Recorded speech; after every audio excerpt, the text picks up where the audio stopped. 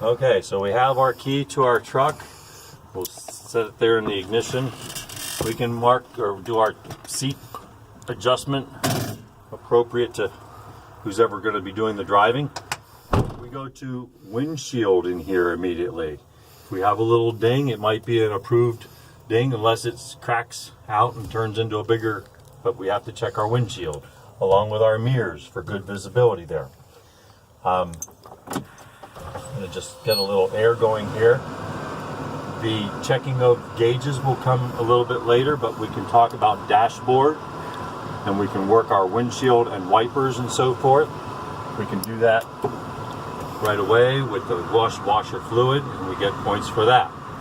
So we got mirrors, windshield, wipers.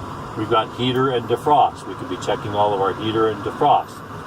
We can be checking a lot of things in here, back to our fire extinguisher that is properly mounted on this other side of our driver's seat, and our 3 reflective triangles.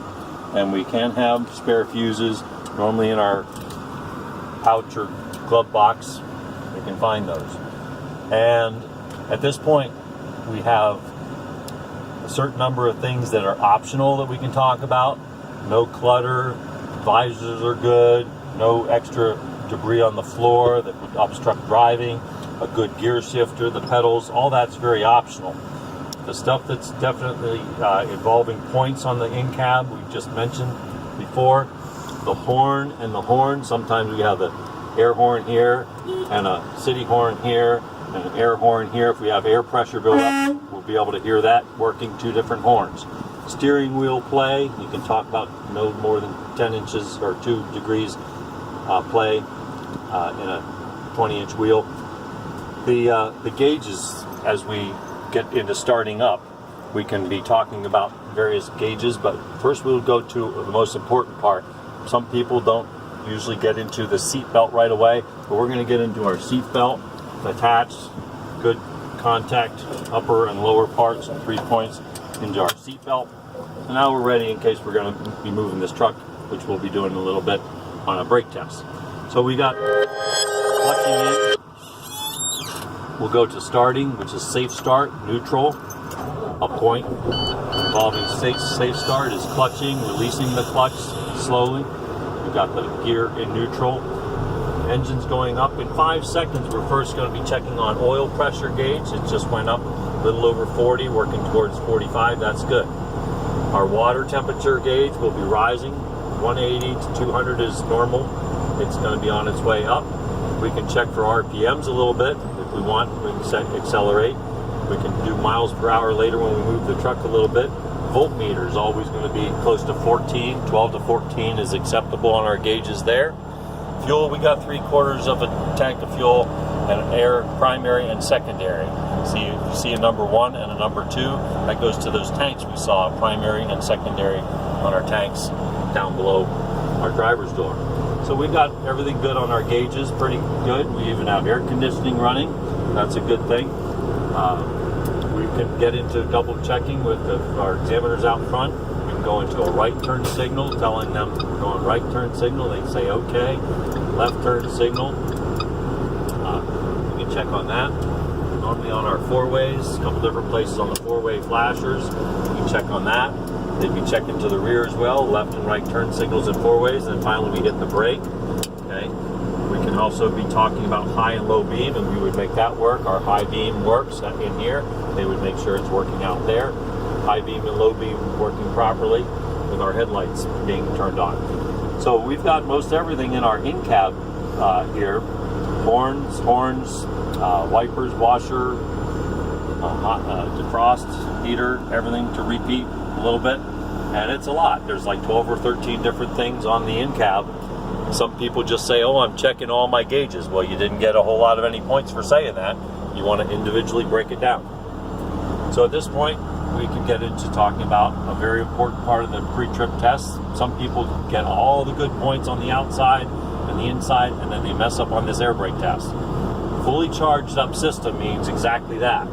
If we heard our governor sneeze or cut out, it'll make that sound at the 120, 125. Some people come in to test and it's not all the way built up, but you should have at least like 100 to 120 some pounds of pressure before you start this test. When we put this truck in a low gear, we're going to be holding the truck with that low gear. Why?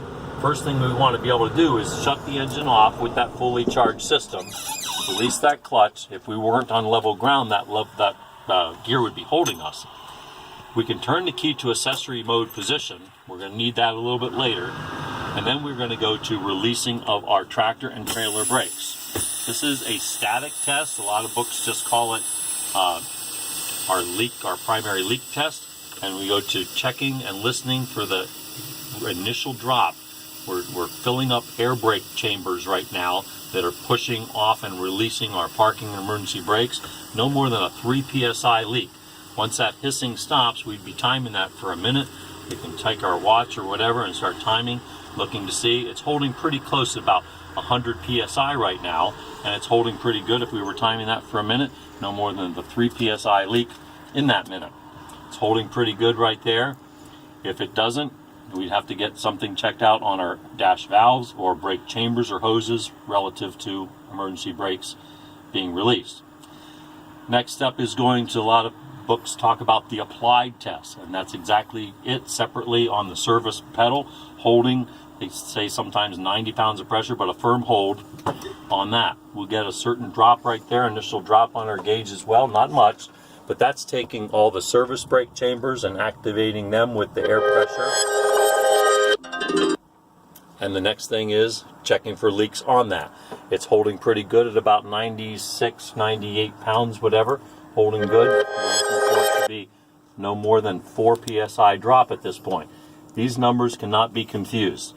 That 3 psi on the static test and the 4 psi on this particular test, very important passing parts of the air brake system check. Holding that for the minute, it's dropping, it looks good. We'll time that for that minute, holding and holding. If it's good, we'll release that brake. Next part of this is going to be just as important for passing this air brake. 60 psi on our gauges, no lower than 60. So we want to say on, if not before 60 psi, we'll fan this brake.